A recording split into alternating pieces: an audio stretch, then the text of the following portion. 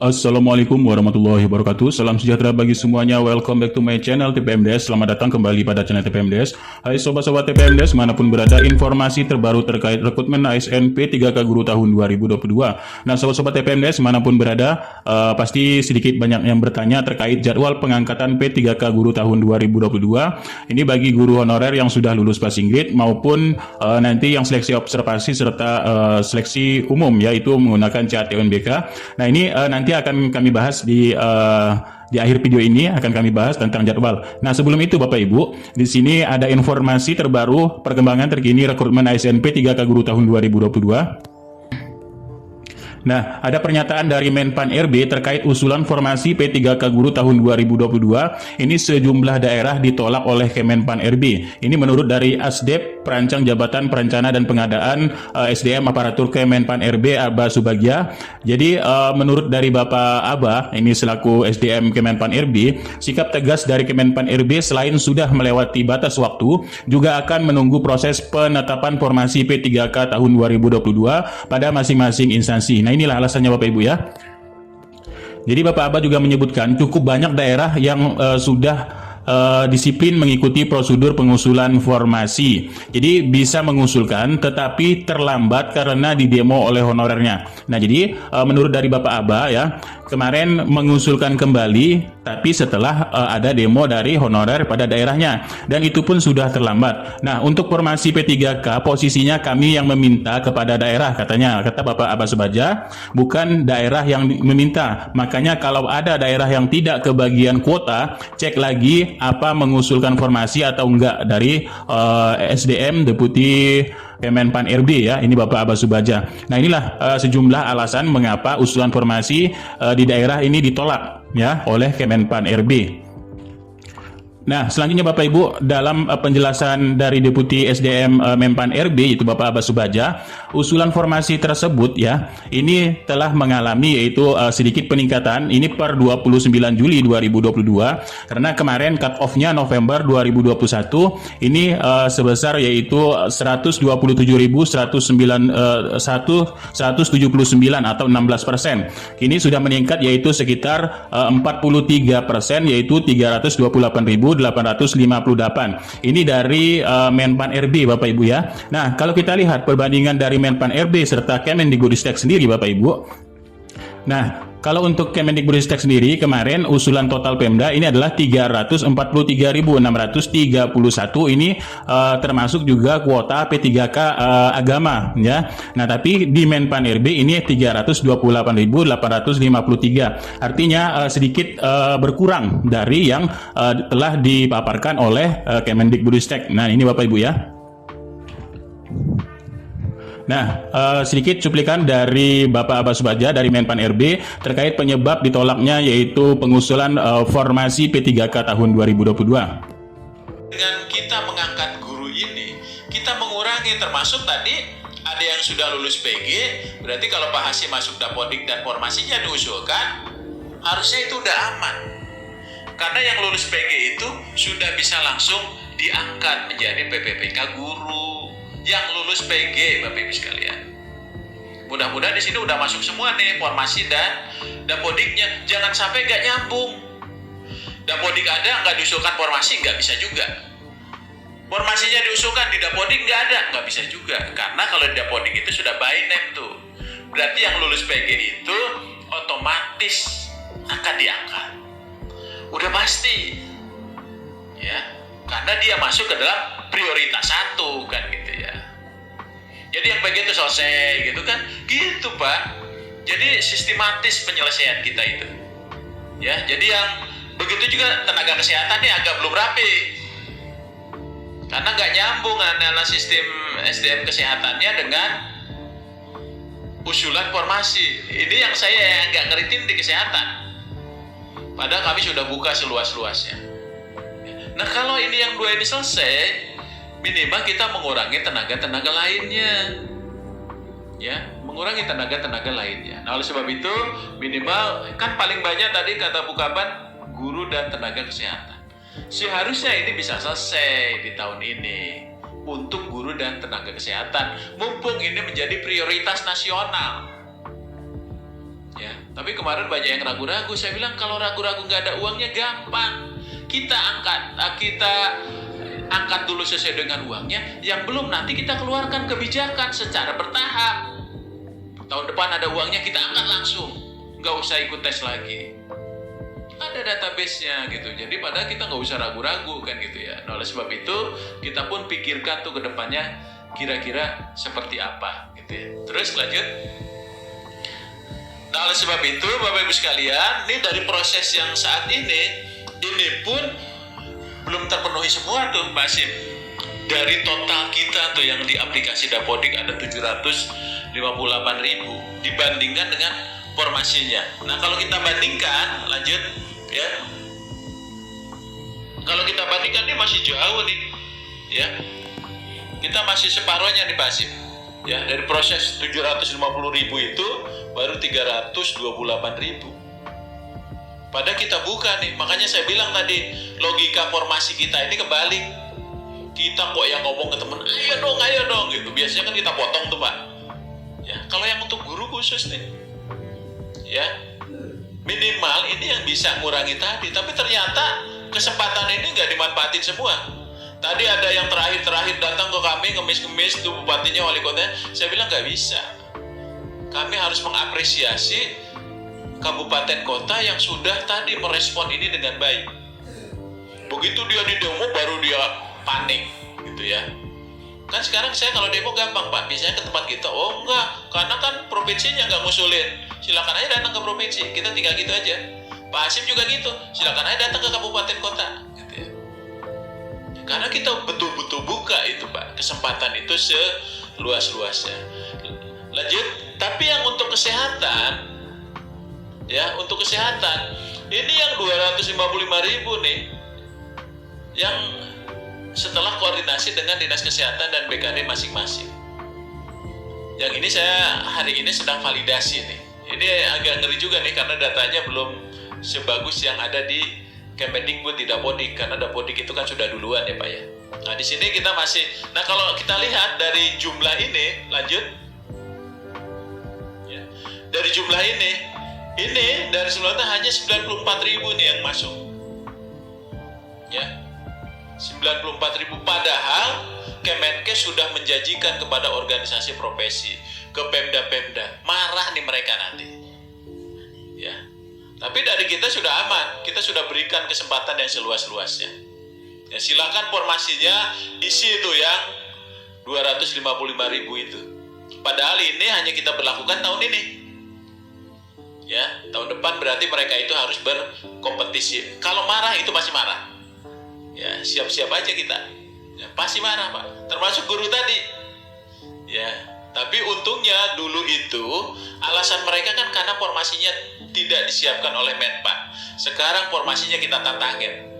Sampai coaching klinik itu kan kita nantangin tuh. Siapa-siapa yang belum nih? Gitu ya. Siapa-siapa yang belum? Itu betul-betul kita buka. Nah, sekarang ternyata hasilnya segini. Ini potretnya aja nih, ya. Supaya Bapak Ibu tahu nih posisi yang sesungguhnya. Jadi kita betul-betul membuka peluang itu. Ya, peluang itu betul-betul kita buka gitu ya. Terus lanjut. Nah, oleh sebab itu Bapak Ibu sekalian, kalau kita lihat persoalan ini, itu solusinya tadi nggak bisa tunggal ya. Keterlibatan semuanya itu penting. Ya, makanya tadi kami khusus untuk guru dan nakes itu seenggaknya karena dia porsinya yang paling besar, kemudian dia juga yang memang menjadi apa? Nah, selanjutnya Bapak Ibu, terkait dengan P3K Guru ini memang sudah memiliki kompleks dari masalah-masalah tersebut. Nah, maka dari itu Komisi 10 DPR RI ini membuat pansus gabungan untuk solusi, ya. Karena program 1 juta guru P3K ini sangat lamban sekali dalam penyelesaiannya.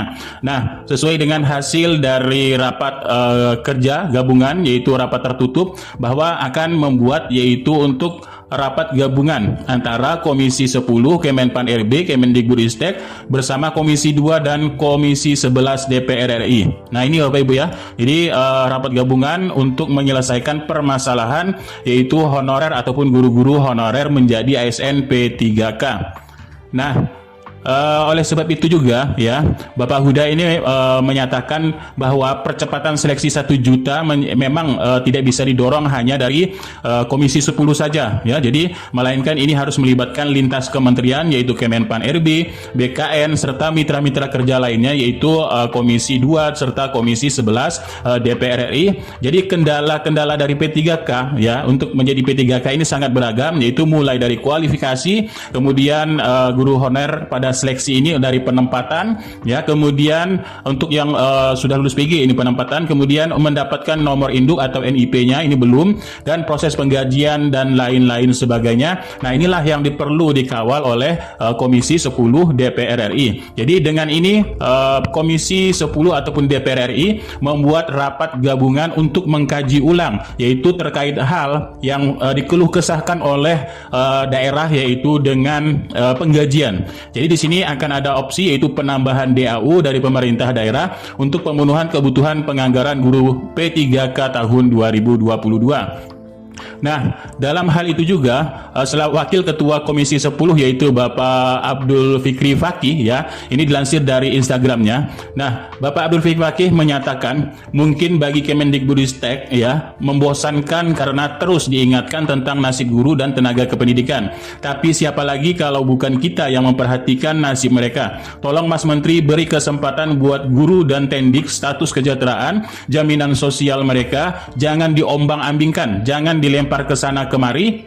Kemudian bila lama tak kunjung diselesaikan, tak terasa sesungguhnya kita sudah menzolimi mereka dan keluarga-keluarga mereka. Di sini Bapak Fikri Fakih mengucap yaitu Nastaghfirullahalazim, semoga segera mendapatkan solusi, amin amin ya robbal alamin. Nah, ini Bapak Fikri Fakih sangat ini dari Komisi 10 mendorong sekali ya, tak bosan-bosannya. Mungkin Kemendikbudristek katanya sudah bosan, tapi Komisi 10 ini tidak bosan mengingatkan untuk kesejahteraan guru honorer, yaitu diangkat menjadi P3K. Nah, dalam rapat tersebut kemarin tanggal 23 Agustus tahun 2022 ya, ini menghasilkan rapat yaitu dari poin kedua ya. Nah, poin kedua, jadi Komisi 10 DPR RI ini sangat mendesak Kemendikbudristek RI untuk terus-menerus melakukan evaluasi terhadap penyelenggaraan seleksi ASN bidang pendidikan dan penyelesaian ya. Jadi menyelesaikan segala permasalahan-permasalahan yang ada seperti terkait SK, kemudian terkait formasi, kemudian kepastian formasi ya, serta dari anggarannya. Selanjutnya, mendorong Kemendikbudristek RI untuk dapat menjadi penanggung jawab ya, karena memang orang tuanya untuk guru honorer ini adalah Kemendikbudristek ya Bapak Ibu ya. Nah, dalam menentukan kebijakan seleksi ASN bidang pendidikan. Nah, ini ya, jadi harus Kemendikbudristek sendiri ini menjadi penanggung jawabnya untuk terkait yaitu segala hal bentuk, jangan dilempar ke sana kemari, yaitu dilempar ke Pemda, dilempar ke Menpan RB, dilempar ke BKN ya. Jadi user utamanya harusnya memang Kemendikbudristek, nanti baru ya di sini Kemendikbudristek berkoordinasi dengan yang lainnya. Nah, jadi memang guru-guru tahunya kepada Kemendikbudristek ya. Nah, hal tersebut juga ini akan disampaikan, akan diberikan laporannya kepada Komisi 10 DPR RI, yaitu paling lambat 31 Agustus tahun 2022. Nah, ini Bapak Ibu ya, dalam penyelesaian pengangkatan guru-guru honorer menjadi ASN P3K, utamanya memang di sini adalah guru-guru honorer yang sudah lulus passing grade dan yang belum passing grade nanti, kemudian yang seleksi observasi serta bagi-bagi pelamar umum untuk CASN tahun 2022. Nah, inilah hasil rapat kemarin bersama dengan Kemendikbudristek. Nah, ini sedikit cuplikan dari Bapak Abdul Fikri Fakih selaku dari Wakil Ketua Komisi 10 DPR RI. Pak Menteri dan jajarannya, sejak tanggal 8 Oktober 2021, pengumuman pertama P3K itu Komisi 10 selalu didatangi oleh banyak pihak, tidak hanya WA atau mungkin grupnya Pak Nur Purnama Sidi atau mungkin juga siapa. Saya kira banyak sekali, karena memang faktanya 293.000 itu sudah dapat formasi, tapi pertanyaannya adalah SK-nya, dan kita selalu monitor terus, tapi SK-nya juga tidak kunjung hadir. Kemudian ini karena takut seperti 2019 baru keluar SK-nya 2021. Kemudian yang 193.000 itu juga sudah lulus passing grade dan tidak ada formasinya, ini juga saling lempar. Bahkan oleh Pak Khairul Amri menunjukkan bahwa ada akhirnya dikasih opsi, kemudian keluar Jawa, ada yang ke Papua, ada yang ke Kalimantan Utara dan seterusnya. Rata-rata menyampaikan tidak bersedia. Ada yang bersedia tapi yang masih di Jawa. Belum lagi yang 400.000 yang belum lulus, itu juga selalu menyampaikan nasib kami akan seperti apa. Jadi 7 bulan pertama mereka laporan di Komisi 10, pekerjaan mereka adalah pinjam uang kemana-mana. Karena kalau yang di swasta sudah diberhentikan, kalau yang di negeri sudah tidak dikasih jam. Saya sudah digantikan oleh orang lain. Kemudian juga keluhan sampai mencari penghasilan dan seterusnya. Itu 7 bulan pertama. Sekarang sudah hampir 12 bulan. Nah, sehingga belakangan ada misalnya di Provinsi Banten, salah satunya di salah satu kabupaten keluarlah SK, tetapi dengan perjanjian mereka tanda tangan tidak akan mendapatkan gaji lebih dulu. Nah, itulah yang terjadi. Kami paham betul Kemendikbudristek itu sangat pro dengan mereka. Tapi faktanya kan memang ada yang menentukan lain, Kemenpan RB, Kementerian Keuangan, BKN, dan seterusnya. Nah, permintaan mereka adalah mereka kan kepengen ada pelindungnya, agak ada bapaknya. Nah, sehingga jangan kemudian nanti kemudian dilempar ke sana, tidak hanya ke Komisi 10 tapi juga ke Komisi 2 atau kalau perlu ke Komisi 11, ke Kementerian Keuangan misalnya begitu. Di DPR pun tidak kemudian dilempar-lempar seperti itu, cukup di sini saja. Dan kalau ke kementerian mintanya juga hanya ke Kemendikbud saja, supaya Kemendikbud itu diambil aja semua. Kemudian termasuk salah paham antara pemerintah pusat dengan pemerintah daerah. Jadi Kemendagri ini juga berharapnya ke Kemendikbudristek. Jadi sekali lagi ini aspirasi ini untuk supaya direspon karena ini menyangkut nasib. Satu lagi, bahkan tenaga kependidikan. Kita pernah diskusi dan akhirnya mereka juga sudah mendengar bahwa sudah akan didata dan kemudian akan direkrut. Tapi faktanya karena guru saja belum selesai, apalagi tenaga kependidikan yang memang ini akan diurus atau tidak. Mereka mengatakan begitu. Tenaga kependidikan itu tidak hanya operator yang sangat luar biasa menentukan nasib guru, tapi sampai penjaga sekolah itu juga berbondong-bondong untuk datang ke Komisi 10 atau mungkin di resesnya Bapak Ibu itu. Nah, informasi selanjutnya Bapak Ibu, ini dari apresiasi rekan-rekan guru honorer lulus passing grade Dikmen Jateng Jawa Tengah melalui guru honorer lulus passing grade GLPGP 3K Dikmen Jateng ke DPD RI dari Komisi 3, yaitu menghasilkan ini tanggal 23 Agustus tahun 2022. Yang pertama adalah jalankan amanat Permenpan RB nomor 20 tahun 2022 sesuai urutan prioritas di tahun 2022 ini ya. Kemudian poin kedua, bagi Bapak dan Ibu guru berdasarkan data XL yang telah beredar, kalau sudah dapat penempatan dan kuota mohon untuk dipertahankan. Yang ketiga, bagi Bapak Ibu guru yang berdasarkan data XL yang sudah beredar yang belum mendapatkan penempatan dan kuota, mohon untuk diperjuangkan penambahan kuota formasi. Yang keempat, bagi Bapak Ibu guru berdasarkan Excel yang sudah beredar yang mendapatkan penempatan dan kuota di luar provinsi, ini utamanya Provinsi Jawa Tengah, mohon untuk bisa ditempatkan di lingkungan Provinsi Jawa Tengah ataupun di dalam instansi. Dan yang ketiga, Juknis P3K tahun 2022 harus memprioritaskan guru honorer yang sudah lulus passing grade yang tak dapat formasi di tahun 2021 kemarin. Lalu sebelum membuka peluang buat yang lainnya, nah ini ya, jadi harus mengutamakan dulu yaitu yang guru honorer lulus passing grade sebelum membuka peluang-peluang untuk honorer yang lainnya. Nah, sebagai bentuk hadirnya negara dalam menyelesaikan masalah P3K tahun 2021 yang lalu. Nah, ini hasil dari forum GLPG P3K Dikmen Jateng bersama DPD RI Komite 3. Nah, ini Bapak Ibu ya. Nah, lalu di sini kita beranjak yaitu dalam informasi terbaru lini masa pembukaan dan pengangkatan P3K guru tahun 2022. Nah, kemarin Menpan RB Bapak Abbas Subadja yaitu selaku Deputi SDM Aparatur Kemenpan RB telah menerangkan yaitu timeline rencana penetapan kebutuhan ASN tahun 2022, yaitu di awal September ini adalah rakor pengadaan ASN, penyerahan Kepmen tentang penetapan kebutuhan ASN kepada seluruh instansi daerah daerah ya, keputusan menteri. Kemudian di minggu ketiga dan minggu keempat adalah pembukaan pendaftaran seleksi CASN tahun 2022. Nah, kami juga mendapatkan informasi dari daerah Bapak Ibu ya, di sini katanya insya Allah SK P3K tanggal 1 Oktober untuk prioritas 1 jika tidak ada halangan dari pusat.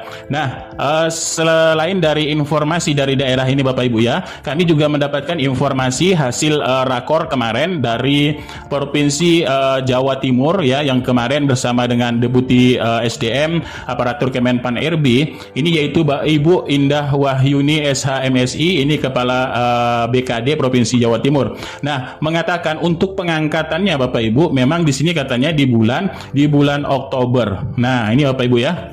Nah, jadi berikut sedikit cuplikan dari BKD Jawa Tengah. Kadang-kadang kebetulan Bapak Ibu semuanya tahun ini tidak ada lagi pengangkatan CPNS, tapi yang ada adalah P3K nanti di bulan Oktober. Iya Pak Hasim ya, di bulan Oktober. Nah, Bapak Ibu sekalian, memang namanya aturan hukum itu kadang-kadang lebih lambat. Nah, telah kita dengarkan tadi yaitu katanya memang Oktober untuk pengangkatan. Tapi kita lihat di sini lini masa dari Menpan RB. Kemudian kalau kita lihat lini masanya kita sudah berada yaitu pada bulan di akhir Agustus ini ya, yaitu minggu keempat bulan Agustus. Nah, minggu keempat dan awal September 2021 ya, ini minggu keempat dan awal bulan September ini adalah rakor pengadaan ASN tahun 2022. Artinya rapat koordinasi pengadaan ASN. Kemudian agendanya apa? Penyerahan Kepmen, penyerahan keputusan menteri tentang penetapan kebutuhan ASN kepada seluruh instansi daerah. Artinya ini menetapkan artinya kuotanya berapa, kemudian jumlah yang akan diangkat berapa dan sebagainya. Nah, inilah ya penetapannya untuk di akhir Agustus ini. Nah, ini kemudian untuk di awal September ya, ini kemungkinan juknisnya karena sudah ditetapkan keputusan menteri Bapak Ibu ya. Nah, jadi juknisnya ini di awal September 2022 dan minggu ketiga serta minggu keempat ini adalah pembukaan pendaftaran seleksi CASN tahun 2022. Jadi kita bisa memberi sedikit pandangan untuk estimasi jadwal pengangkatan P3K. Jadi awal September minggu pertama penyerahan keputusan menteri penetapan kebutuhan ASN kepada seluruh instansi daerah ya, dan serta di awal September ini adalah turunnya juknis atau jutlak dari P3K tahun 2022 ini dari Kemendikbudristek ya, karena artinya seluruh daerah di Indonesia ini sudah mendapatkan penetapan kebutuhannya ya, yang sudah ditetapkan kuotanya berapa sudah ditetapkan oleh Kemenpan RB. Jadi semua dari daerah ini sudah mendapatkan hasil penetapan kebutuhan dan juknis ataupun juklak pelaksanaan P3K tahun 2022. Nah, kemudian poin kedua Bapak Ibu, akhir September minggu ketiga dan keempat pembukaan pendaftaran CASN prioritas, yaitu prioritas 1, prioritas 2, prioritas 3 serta pelamar umum, dan yang ketiga adalah Oktober pengangkatan guru lulus passing grade tahun 2022 serta November Desember pelaksanaan P3K bagi yang seleksi observasi serta pelamar umum. Nah, ini Bapak Ibu ya, kira-kira estimasinya seperti itu. Nah, tapi kita lihat juknis selanjutnya akan turun, ini akan mencakup beberapa jadwal-jadwal juga Bapak Ibu ya nanti, kemudian pelaksanaannya, kemudian berapa kuota sebenarnya di daerah ini akan ditetapkan yaitu di awal September ya 2022. Nah, kemudian Bapak Ibu di sini kalau kita melihat alur dari pendaftaran P3K tahun 2022 sesuai dengan Menpan RB nomor 20 tahun 2022, itu artinya yang sudah kita rangkum yaitu dari penjelasan Kemendikbudristek, BKN serta Menpan RB Bapak Ibu ya. Nah, jadi di Permenpan RB nomor 20-nya ya, ini semua honorer ini wajib mendaftar ya, wajib mendaftar artinya di sini kita masuk pada login SS CASN untuk guru ini Bapak Ibu ya. Kemudian sudah disinkronkan kepada data Dapodik. Nah, untuk P1 pelamar prioritas 1 yang lulus PG ini daftar ulang untuk kesediaan penempatan ya. Jadi Bapak Ibu langsung login, nanti Bapak Ibu sudah ada penempatan di daerah-daerah Bapak Ibu masing-masing ataupun di sekolahnya masing-masing yang sudah mendapatkan kuota ya. Kemudian untuk P2 dan P3 ini artinya untuk yang seleksi observasi. Ini Bapak Ibu yang belum membuat akun, Bapak Ibu daftar akun terlebih dahulu ya. Ini yang belum punya akun. Kemudian yang sudah memiliki akun tinggal memperbaharui dari pendaftaran yang sudah ada kemarin. Nah, ini Bapak Ibu ya.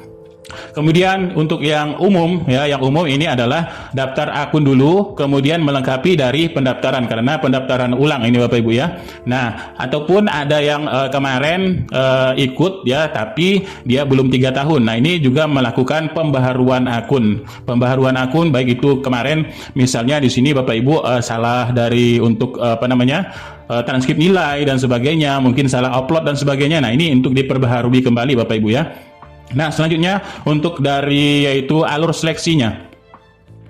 Nah, alur seleksinya P1 Bapak Ibu, P1 karena sudah dengan mekanisme penempatan, nanti lanjutnya yaitu untuk pemberkasan pengangkatan sebagai ASN. Bapak Ibu nanti di sini upload di SSSN, foto, kemudian scan RDRH ya, kemudian SKCK, surat lamaran ya, kemudian ijazah, transkrip nilai, kemudian pernyataan 5 poin dan sebagainya Bapak Ibu ya, NPWP, KTP, KK ya. Jadi di sini nanti akan ada belangko dari daerah Bapak Ibu atau BKD ataupun dari distrik,nya Bapak Ibu ya untuk pemberkasan. Nah, kemudian untuk yang P2 telah melaksanakan yaitu seleksinya untuk verifikasi dan observasi. Ini ibaratnya kata Kemendikbudristek ini adalah pemberkasannya ini ada di awal ya. Otomatis di sini beberapa macam dikumpulkan untuk pemberkasannya ya. Nah, ini pemberkasan di awal ibaratnya. Nah, jadi dia seleksi observasi, nanti yang menseleksi adalah kepala sekolah serta pengawas sekolah Bapak Ibu ya di daerah Bapak Ibu. Ini sudah ada ketentuannya Bapak Ibu. Untuk apa-apa yang diseleksi sudah kami jelaskan sebelumnya ya. Untuk apa-apa yang perlu Bapak Ibu persiapkan dalam seleksi observasi tersebut. Nah, kemudian untuk CAT UNBK yaitu untuk yang umum ya, yang umum ini untuk CAT UNBK. Nanti ini pun juga akan di daerahnya masing-masing Bapak Ibu ya, baik itu di sekolahnya ataupun dikumpulkan dalam satu daerah tersebut ya Bapak Ibu. Ini untuk CAT UNBK untuk yang pelamar umum. Nah, itu sedikit informasi, mudah-mudahan ini sedikit manfaat. Kurang lebihnya mohon maaf. Billahi taufiq wal hidayah. Assalamualaikum warahmatullahi wabarakatuh. Salam sejahtera bagi semuanya, sobat-sobat TPMDS dimanapun berada.